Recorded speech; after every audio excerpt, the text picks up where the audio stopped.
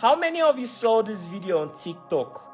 This lady went to school looking like this and came out looking like this. A lot of us are confused what exactly happened to this lady while she was in school, and that has remained a mystery since her younger sister posted the story on TikTok. So my parents joined choosing in the year 2002. So I usually follow them down here to children, but I never liked the church. The church to me then was boring. So along the line, 2015, I gained admission into the University of Port Harcourt. When I got to school, I noticed that my O-level results was not corresponding with the school requirements.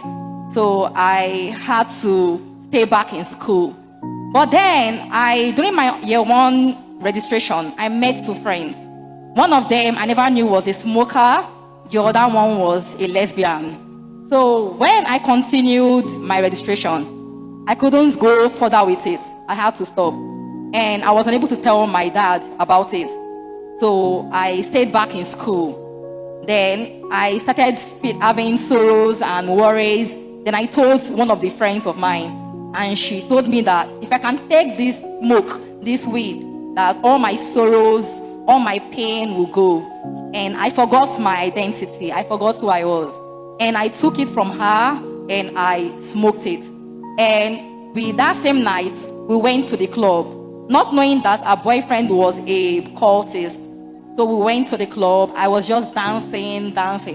Now, I remained in school. I didn't tell my dad that I was not fully a student.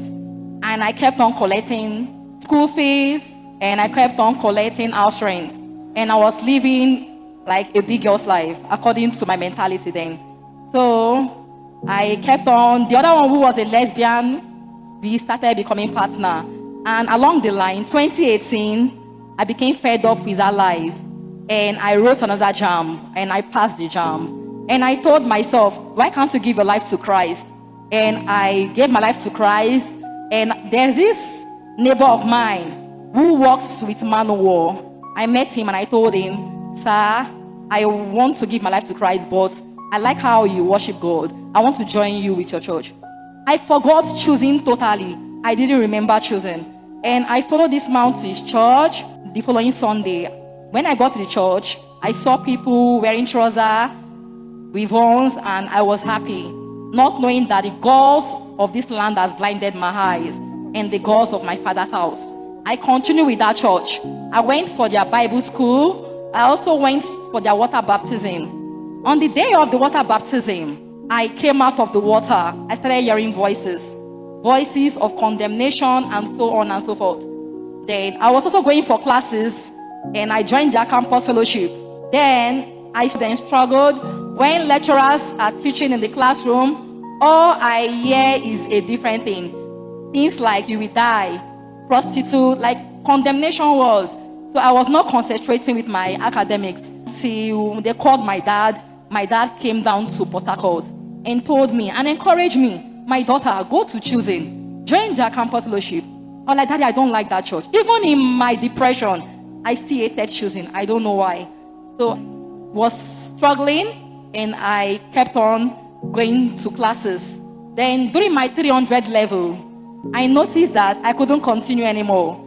Then I was having a 7 o'clock class. I was supposed to go to class that morning, but I couldn't go to the class. I went straight to the nearby market. Then I bought Sniper. As I bought Sniper, I came back to my lodge, and I poured it in a cup, and I drank it. As I drank this Sniper, there was this woman that sells opposite my compound. She came and was hearing my voice. According to her, she said, this is the voice of death. And she quickly rushed inside and called some of our neighbors, and they took me to the school hospital. That was where I saw hell and heaven. And I was in pains. I was crying for mercy. I was in pains. I still didn't remember choosing. They have to call my dad again, who came down to the school hospital from Lagos State. And he told me, why didn't you go to choose him? I was not even answering him because the thing made me to hate him. I was not at peace with him. So I didn't say anything to him. My HOD also advised my daddy, and as well as the doctor in the hospital, told him that he should take me to Lagos until I'm fully recovered, because for now, school is not for me.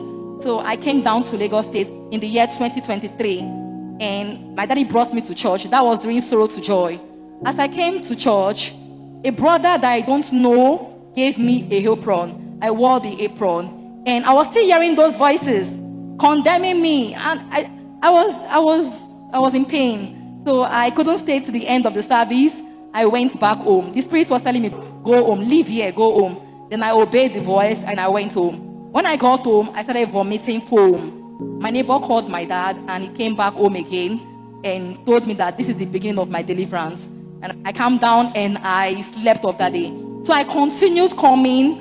Tuesday service, Thursday, Wednesday deliverance service. I kept on coming, and as well as the help of my campus prayer warrior leader, he also encouraged me. And I kept on coming, praying, and serving this God, knowing that continuation brings freedom. And I believe in the word of my daddy. I started believing my daddy Gio very well. The word started sinking inside of me very well. I started discussing those trousers, earrings, and all of those things. So one day, I burnt all of them, and I told myself, it is time to serve God fully. Clap unto God of choosing. He's alive. Thank you, Father. Now, another thing is that I also stopped smoking instantly, and lesbianism left me instantly. Clap unto God of the choosing again.